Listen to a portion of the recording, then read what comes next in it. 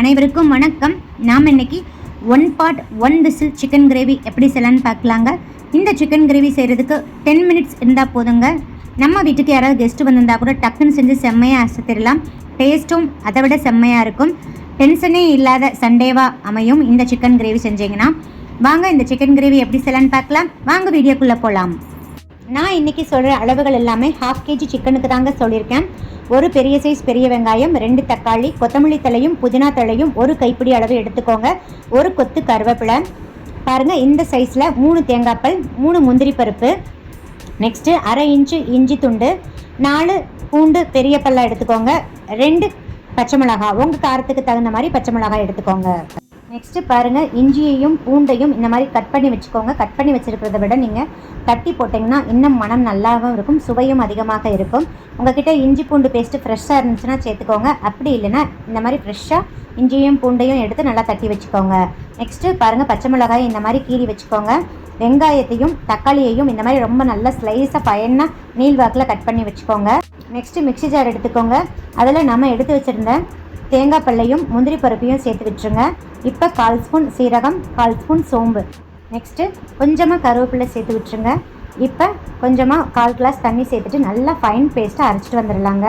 பாருங்கள், அரைச்சிட்டு வந்தாச்சு. இந்த அளவுக்கு நல்லா ஃபைனாக அரைச்சிட்டு வந்துடுங்க. கடையிலேருந்து சிக்கன் வாங்கிட்டு வரதுக்கு முன்னாடி இது எல்லாத்தையுமே நீங்கள் ரெடி பண்ணி வச்சுக்கோங்க. இப்போ பாருங்கள், நான் 1/2 kg சிக்கன் வாங்கிட்டு வந்திருக்கேங்க. அதை உப்பு மஞ்சள் தூள் போட்டு நல்லா 2-3 டைம் வாஷ் பண்ணிவிட்டு கொஞ்சம் கூட தண்ணி இல்லாமல் வடிகட்டி எடுத்து வச்சுருக்கீங்க. இப்போ குக்கர் எடுத்துக்கோங்க. குக்கரில் 2 டேபிள் ஸ்பூன் ஆயில் ஊற்றிக்கோங்க. ஆயில் ஊற்றிட்டு ஆயில் நல்லா காயவும் நம்ம ஸ்பைசஸ்லாம் சேர்த்து விட்டுடலாம். 2 பட்டை, 2 கிராம்பு, 2 ஏலக்காய், கொஞ்சமாக கல்பாசி, பாருங்கள் ஒரு கொத்து அன்னாசிப்பூ. இப்போ எல்லா ஸ்பைசஸும் பொரிஞ்சு வரட்டும். இப்போ கொஞ்சமாக சீரகமும் சோமும் சேர்த்துக்கோங்க. சீரகமும் சோமும் அதிக அளவு சேர்க்க வேண்டாம், ஏன்னா நம்ம தேங்காய் அரைக்கிறச்ச சேர்த்துருக்கோம், அதனால தான் சொல்கிறேன். இப்போ சீரகமும் சோமும் நல்லா பொரிஞ்சு வரட்டும். இப்போ நான் 2 கீறி வச்சுருக்கிற 2 பச்சை மிளகாயை சேர்த்து விட்டுறேங்க. உங்கள் காரத்துக்கு தகுந்த மாதிரி பச்சை மிளகாய் சேர்த்துக்கோங்க. இப்போ இஞ்சி பூண்டை சேர்த்து விட்டுறேன். இஞ்சி பூண்டை நல்லா ஃப்ரெஷ்ஷாக தட்டி சேர்த்துக்கோங்க. இஞ்சி பூண்டு பேஸ்ட்டு உங்கள்கிட்ட ஃப்ரெஷ்ஷாக இருந்துச்சுன்னா சேர்த்துக்கலாம். அப்படி இல்லைன்னா இந்த மாதிரி தட்டி சேர்த்துக்கோங்க. ரொம்ப வாசமாக மணமாகவும் டேஸ்ட்டாகவும் இருக்கும். இப்போ பாருங்கள், நல்லா வதக்கி விட்டுருங்க. இப்போ நம்ம கழுவி எடுத்து வச்சுருக்கிற சிக்கனை இதில் சேர்த்து விட்டுடலாம். சிக்கனை சேர்க்குறச்ச ஃப்ளேம் கம்ப்ளீட்டாக சிம்மில் தாங்க இருக்கணும். சிக்கனை சேர்த்துட்டு சிக்கன் வதங்குறதுக்காக நான் 1/4 டீஸ்பூன் கல்லுப்பு சேர்க்குறேங்க. கல்லுப்பு சேர்த்துட்டு நல்லா வதக்கி விட்டுருங்க. இப்போ நம்ம மசாலாலாம் சேர்த்துடலாம். 1 டீஸ்பூன் மிளகாய்த்தூள் சேர்க்குறேங்க. வெறும் மிளகாய்த்தூள் தான் சேர்க்குறேன். உங்கள் காரத்துக்கு தகுந்த மாதிரி மிளகாய்த்தூள் சேர்த்துக்கோங்க.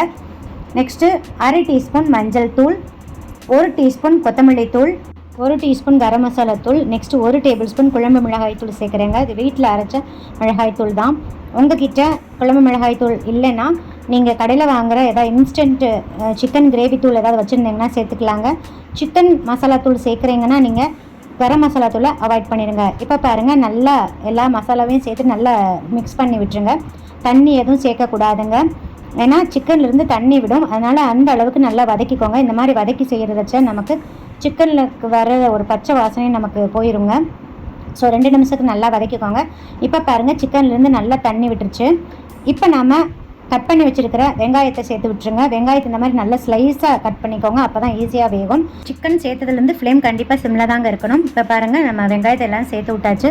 நெக்ஸ்ட்டு நம்ம கட் பண்ணி வச்சுருக்கிற தக்காளியை நல்லா சேர்க்குறச்சு இந்த மாதிரி கையில் பிழிஞ்சு சேர்த்து விடுங்க, அப்போ தான் ஈஸியாக வேகும். நெக்ஸ்ட்டு கொஞ்சமாக கருவேப்பிலை, நெக்ஸ்ட்டு கொத்தமல்லி தழை, புதினா தழை எல்லாத்தையும் சேர்த்து விட்டுருங்க.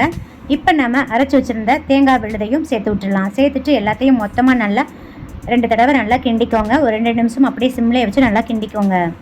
நெக்ஸ்ட்டு தண்ணி சேர்த்துக்கலாங்க. நான் இன்றைக்கி 2 கிளாஸ், சிறிய கிளாஸில் 2 கிளாஸ் தண்ணி சேர்க்குறேங்க. நான் கொஞ்சம் தளர்த்தியாக தான் வைக்க போகிறேன், ஏன்னா பிரேக்ஃபாஸ்ட்டுக்கும் லஞ்சுக்கும் வேணும். அதனால் நான் கொஞ்சம் தளர்வாக வைக்க போகிறேன்.